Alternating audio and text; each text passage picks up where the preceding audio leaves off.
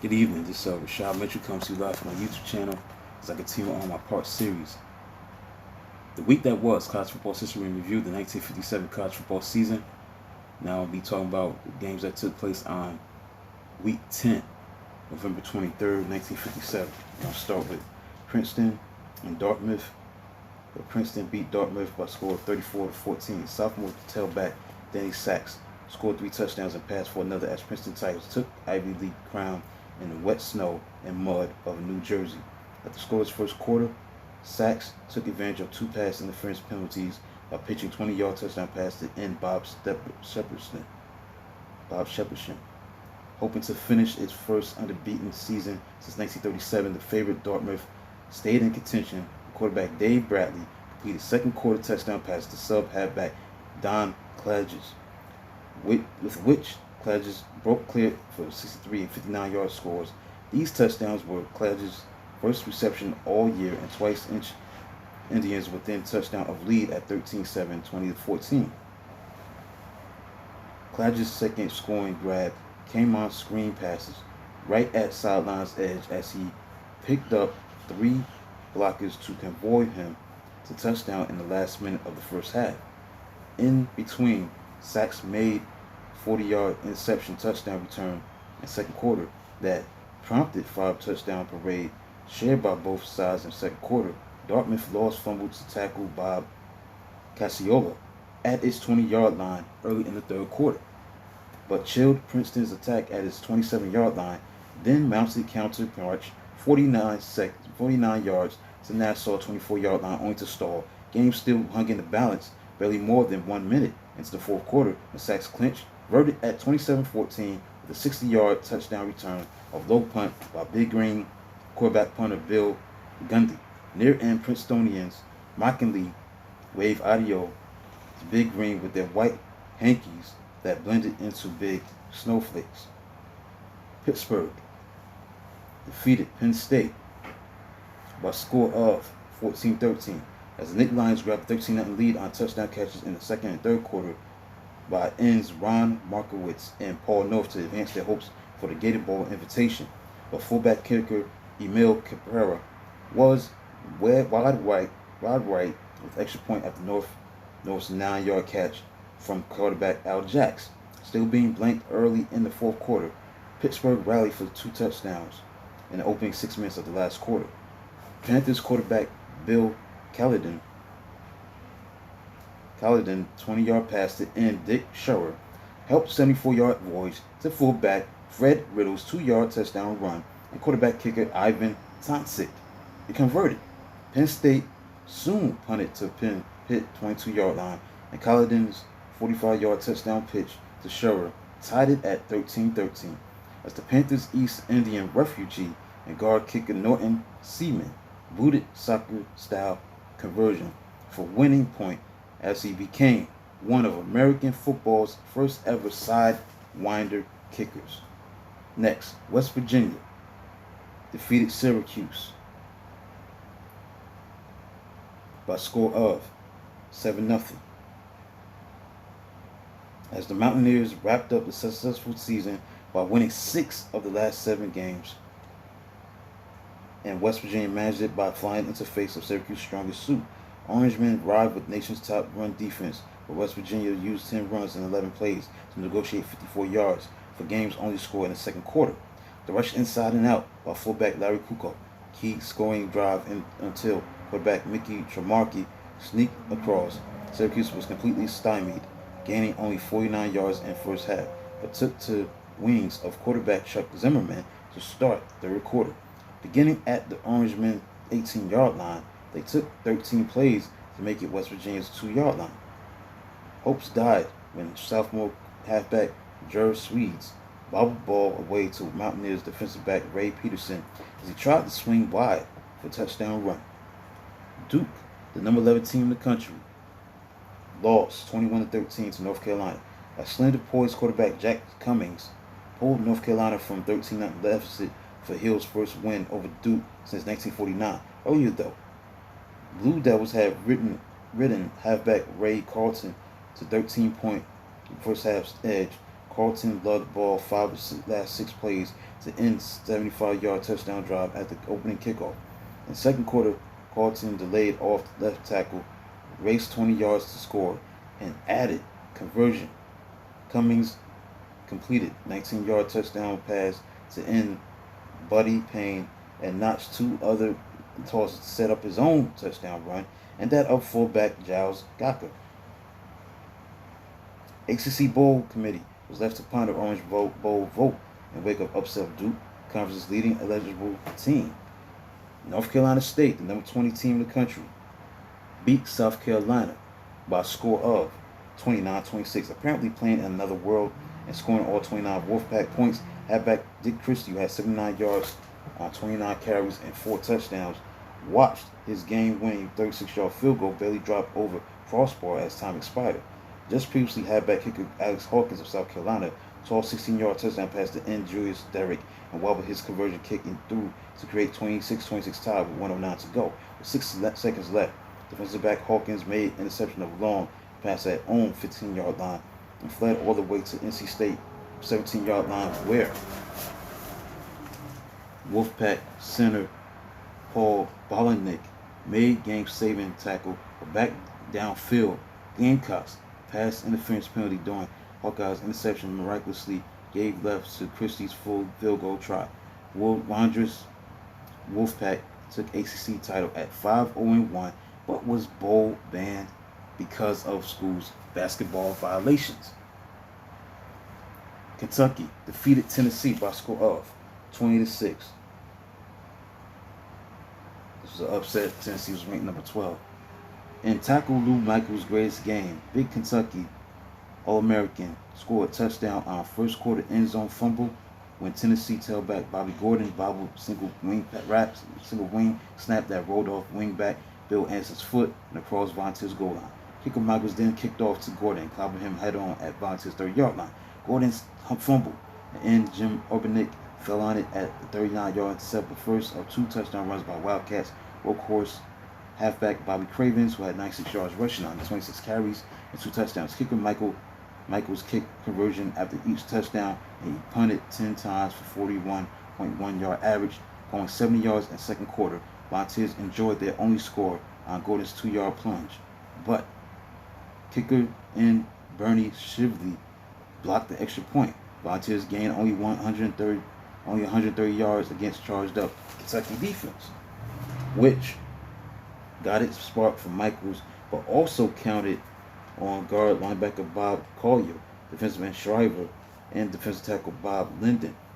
Wildcats underachievers all season prior to today avoided becoming first SEC team ever to suffer 8 losses to give Coach Blayton Collier his 3rd win in 4 tries against the Volunteers. Now we got Auburn, the number 2 team in the country, beat the Florida State Seminoles by a score of 29-7. As marching relentlessly toward bowlers' national title, Auburn Tigers built the 20-0 lead in the first half, but its fabulous defense showed some cracks in pass coverage. Florida State quarterback Jerry Henderson and Joe Majors combined to complete 14 passes, including touchdown, but they also threw 2 interceptions to the Tigers' ferocious defenders.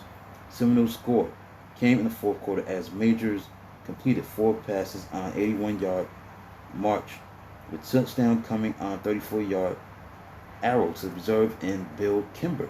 Plainsman fullback Billy Atkins had scored on runs of 1 and 5 yards and added 2 extra points to lift his season scoring total to 6 points, new Auburn record. Now the Tigers' defensive stars was ends Jimmy Phillips and Jerry Wilson, converged on Majors for window dressing safety with 23 seconds left. Auburn beat Mississippi Southern by a score of 29-2. In his fading days as Alabama coach, Ayers Whitworth enjoyed surprise bludgeoning of Tangerine Bowl-bound Mississippi Southern, recent tormentor of once proud Crimson Tide. Southern arrived sporting average of 239 yards rushing per game, but was held to 18 yards net on ground by roused Bama defenders led by fullback linebacker Jim Lofton, guards Billy Raines and Bill Hanna. father of future Alabama great John Hanna. Eagles quarterback kicker Ali Yates, one-time Tide player, was short with 2 second quarter field goal try on Southerners' only trip into Alabama territory in first half. Tide answered with 80-yard drive keyed by halfback Marlon Dice, 28-yard reverse run. Halfback Red Stickney's 34-yard catch down middle to 4-yard line. Fullback Danny Bill Banks scored first of his 2 touchdowns, 1-yard dive for 7-0 lead. Quarterback Bobby Skelton hit end Ralph Blaylock to set up Will Banks' second touchdown for the 14-0 Alabama edge in the second quarter. So Mississippi Southern center Charlie Elzy fired punt snap through end zone for Bama safety when Elzy booted free kick. Tide halfback Clay Walls charged 66 yards to touchdown to create route at 22-0 for boisterous win. Starved Bama fans. Eagles only score came on fourth quarter safety. A defensive lineman Jim Taylor wrestled Skelton to turf and end zone. Ohio State, number 3 team in the country, beat number 19 Michigan by score of 31-14 as coach Woody Hayes, new discovery. Fullback Bob White had 165 yards on 30 carries, played enthusiastic role as Ohio battering ram and relentless 372-yard round game that overcame 14-10 halftime disadvantage, scoring first quarter touchdown. Michigan quarterback Jim Pace had 164 yards and a touchdown and 22 carries, put together 23 yards and 16-yard dashes, second of which became touchdown on which he spun out of tackler's arms. Pace later set up quarterback Jim Van Pelt's 25-yard touchdown pass to wingback Brad Myers in second quarter by barreling 46-yard reverse. Buckeyes moved 58 yards to touchdown at the second half kickoff to take lead for good at 17-14 on halfback Dick LeBeau's 8-yard burst, and they scored again a 68-yard touchdown trip before third quarter ended. Quarterback Frank Krimlis tallied late in the third quarter score on a 16-yard rollout behind great block on 3 Wolverines by guard Herb Jones. Each scoring march was extended by fourth down fake pass which by Krimlis that each made first down. Michigan made 377 yards by game's end and had chances spoiled by 2 fumbles and interception in Buckeyes territory in the second half. Next, number 8 Iowa defeated number 9 Notre Dame by a score of 21-13. There will be no fourth quarter drama for Fighting Irish as there had been a week earlier against Oklahoma. After falling behind 14-0, Notre Dame made comeback bid on end Monty Stickles' second quarter catch and run of gorgeous 55-yard touchdown arching spiral from quarterback George Izzo and fullback Ron Toast 15-yard touchdown sweep. One snap after Irish defensive tackle Dick Royal belted fumble away from Iowa. Halfback Bill Gravel in third quarter. In between, however, Hawkeyes' superb defensive end Don Norton blocked kicker Stickles' conversion try after his long score, so Iowa still led 14-13. Entering the fourth quarter, so it's early touchdowns by fullback John Lucero on 36-yard run in first quarter, and quarterback defensive back Randy Duncan on 22-yard interception touchdown return in second quarter, firmly placed on scoreboard. Hawkeyes halfback Bill Gravel had 7 yards rushing, was halted at Notre Dame's 17-yard line by fourth down, tackled by defensive end Bob Rotowski in fourth quarter. But after receiving following punt, Iowa went all the way to the end. Norton's twice deflected 22-yard touchdown grab from Duncan. Kansas defeated University of Missouri 9-7 as sophomore halfback kicker Ray Barnes slightly angled short field goal with 48 seconds left gave the late charging Jayhawks a surprising second place finish in the Big 7 Conference. After coach Chuck Mather and 5 assistant coaches announced their season-ending resignation at mid-season, Kansas still closed with 4 stern wins. Game had early fireworks. Jayhawks halfback Homer Floyd's 73-yard touchdown run was more than matched by Tigers fullback Hank Coleman's 1-yard touchdown run. Guard kicker Charlie Rash's conversion from Missouri lead at 7-6 in the first quarter. Kansas was forced to withstand Coleman's power rushes for balance of Kansas until its last minute success. Arizona State, the number 17 team in the country, beat College Pacific 41-0. Arizona Republic declared Arizona State as West's finest football team as the undefeated Sun Devils cruised to decisive win after building a 34-0 halftime lead. The Pacific Coast Conference suffering off-season with its ongoing sanctions against top teams. Newspaper pitched a pretty realistic proposition. Its first half exposing Arizona State University gained 312 yards, and its defense permitted College Pacific only 36 yards. Sun Devils halfback kicker Bobby Malgado scored 3 touchdowns and made 5 conversion kicks. Tigers totaled only 54 yards rushing, so they turned to passing of quarterback future NFL coach Tom Flores. Even at that, College Pacific didn't manage its initial first down until past 5 minutes mark of third quarter and had its single scoring threat perish in last minutes when fullback Tom Green lost fumble at Arizona State 6-yard line. Next, we got the Brigham Young Cougars.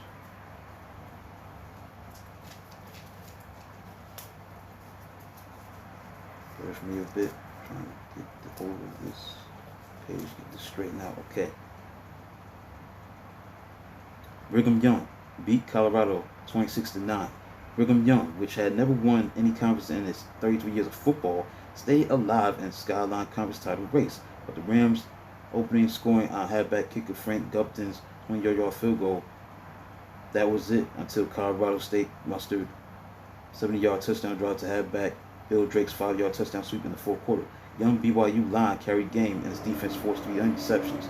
The biggest play came from Cougars' biggest player, defensive tackle John Capel.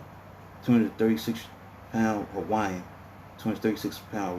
swatted down Rams quarterback Louis Long's pass in first quarter. Caught it at the CSU 30-yard line, rambled 25 yards on truck-like return. BYU halfback Raynard Pierce soon powered for touchdown and 7-3 lead. The Cougars nose guard George Kinder fell on fumble to set up fullback Steve Compora's touchdown, and other scores were fueled by interception by center linebacker Lynn Redding and guard linebacker Tom Phillips. Last but not least, Oregon State played against Oregon, where Oregon State, the number 15 team in the country, lost to Oregon State 10-7. Ducks may have been flapping their wings for Pasadena, but well-grounded Beavers gave Oregon something to think about on Rose Bowl trip, a season-ending mutual tie atop Pacific Coast Conference standings. Oregon State tailback Joe Francis gained 33 yards on a 60-yard trip to pay dirt in the first quarter, notched OSC's touchdown with 3-yard run. Blocking back kicker Ted Sherrill gave